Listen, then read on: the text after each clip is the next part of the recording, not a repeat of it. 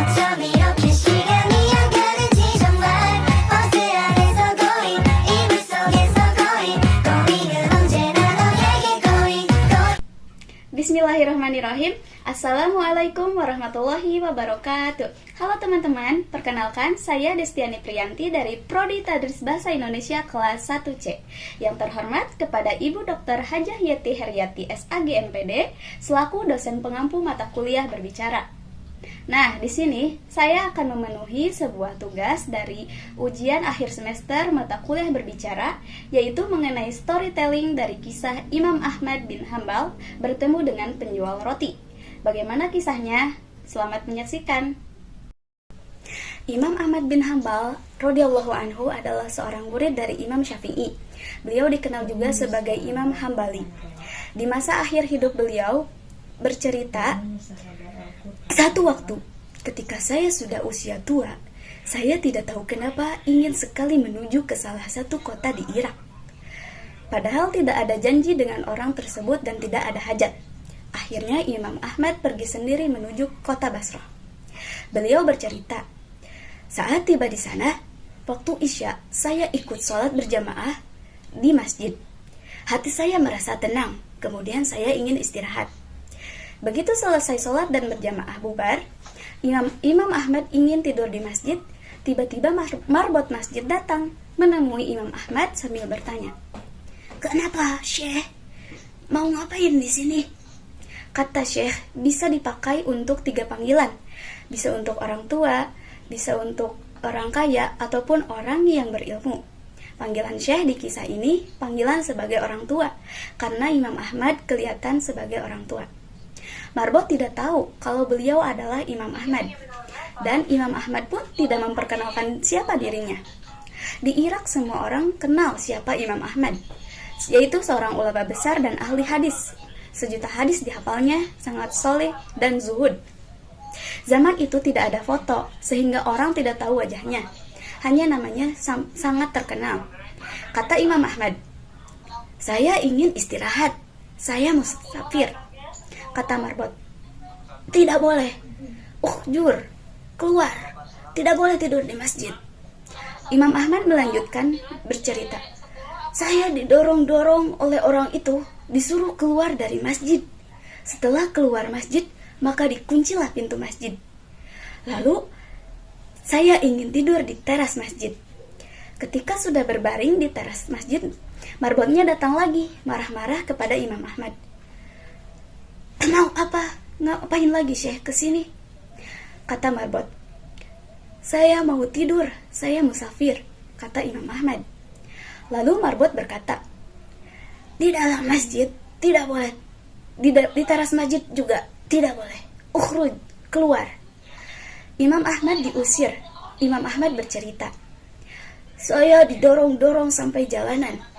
Di samping masjid ada penjual roti, yaitu rumah kecil sekaligus untuk membuat dan menjual roti. Penjual roti ini sedang membuat adonan. Sambil melihat kejadian itu, Imam Ahmad sampai di jalanan. Penjual itu memanggil dari jauh, 'Mari Syekh, Anda boleh menginap di tempat saya. Saya punya tempat meskipun kecil.' Kata Imam Ahmad, 'Baik.' Imam Ahmad masuk ke rumahnya lalu duduk di belakang penjual roti yang sedang membuat roti. Dengan tidak memperkenalkan siapa dirinya, beliau hanya bilang sebagai musafir. Penjual roti itu hanya punya perilaku tersendiri. Kalau Imam Ahmad mengajak ngobrol, beliau menjawabnya. Kalau tidak, dia terus membuat adonan roti sambil melafalkan istighfar. Astagfirullah saat meletakkan garam, astagfirullah saat memecahkan telur, astagfirullah mencampur gandum, astagfirullah. Selalu mengucap istighfar. Imam Ahmad memperhatikan terus, lalu Imam Ahmad bertanya, "Sudah berapa lama kamu lakukan ini?" Lalu orang itu menjawab, Sudah lama sekali Syekh. Saya menjual roti sudah 30 tahun, dan jadi sejak itu saya lakukan."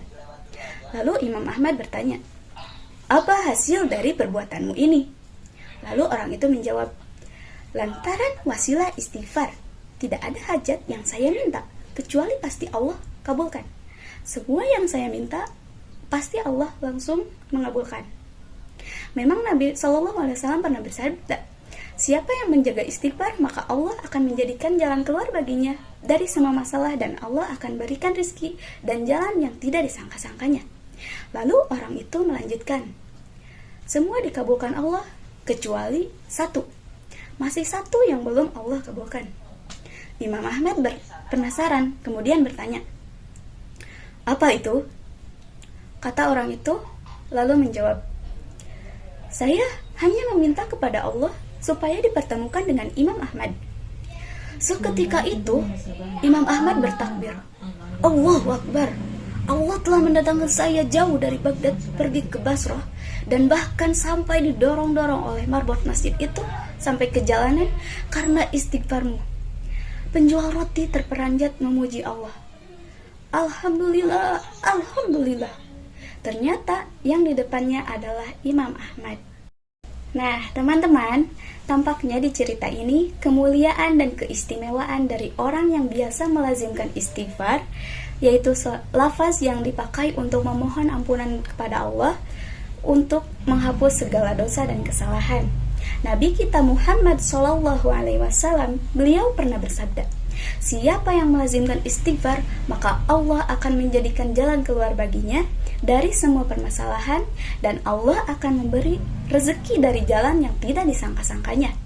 Semoga Allah memberikan taufik dan hidayah kepada kita semua agar senantiasa kita bisa memohon ampunan dari Allah dan menghiasi lisan kita dengan istighfar di setiap waktunya. Insya Allah pastinya akan mendapat keistimewaan dan kemuliaan darinya. Amin ya Allah ya Rabbal Alamin.